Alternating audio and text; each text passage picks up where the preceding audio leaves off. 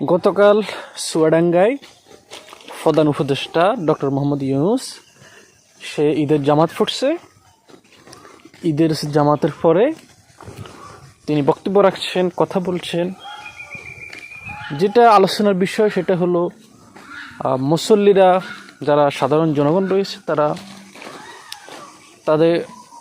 তারা ডক্টর ইউনূসকে দাবি জানাচ্ছেন তিনি যেন 5 বছর ক্ষমতায় থাকেন। Positive, that is positive. So বিষয়টা নিয়ে আলোচনা করতেই হবে। যে দাবিটা উঠেছে ডক্টর মোহাম্মদ ইউনূসকে 5 বছর ক্ষমতায় রাখার জন্য, সেটা কতটা যৌক্তিক কিংবা কতটা সমর্থনযোগ্য। আমি যদি বলি, বাংলাদেশের যারা অরাজনৈতিক, যারা রাজনীতি করে না, খুবই সাধারণ জনগণ, তাদের এখন একটাই দাবি, ডক্টর ইউনূস স্যার তিনি যেন 5 বছর ক্ষমতায় থাকেন। এই দিকে আবার আসিফ মাহমুদ ছেলেটা ঈদের নামাজ আদায় করলো ইমাম সাহেবের পাশে, সেটা নিয়েও বিভিন্ন জায়গায় আলোচনা হচ্ছে। এখন একটা কাতার যদি পরিপূর্ণ হয়ে যায় শেষ মুহূর্তে, সেই কাতারের জায়গা যদি না হয়, তাহলে তো কারো দোষ নেই।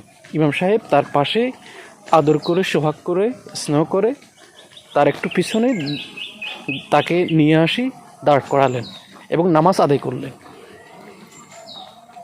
সেটা আসলে পজিটিভলি দেখতে হবে। আর সমালোচনা করছে কারা, আমরা বুঝতে পারি এগুলা কারা করছে। একটা নির্দিষ্ট কয়েকটা গোষ্ঠী, তারা কারা, তারা সমালোচনা করে কী বা করতে চায়, ঠিক কি না? জি না। তুমি ঠিক কেমনে বলবা? তুমি তো থাক আর নাই বললাম। এখন আসেন ডক্টর মোহাম্মদ ইউনূস, সে 5 বছর ক্ষমতায় থাকবে।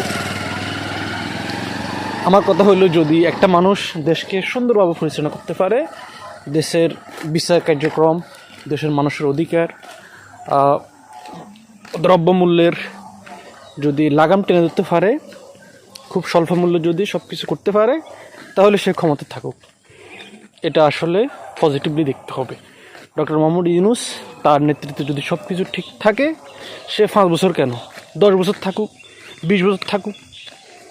বিগত যেটা 5 আগস্ট হয়েছে, জনগণের দাবি ছিল যে সরকারের কার্যক্রম প্রশ্নবিদ্ধ, দ্রব্যমূল্য লাগামহীনভাবে ঊর্ধ্বগতি, কেউ দেখার কেউ নেই।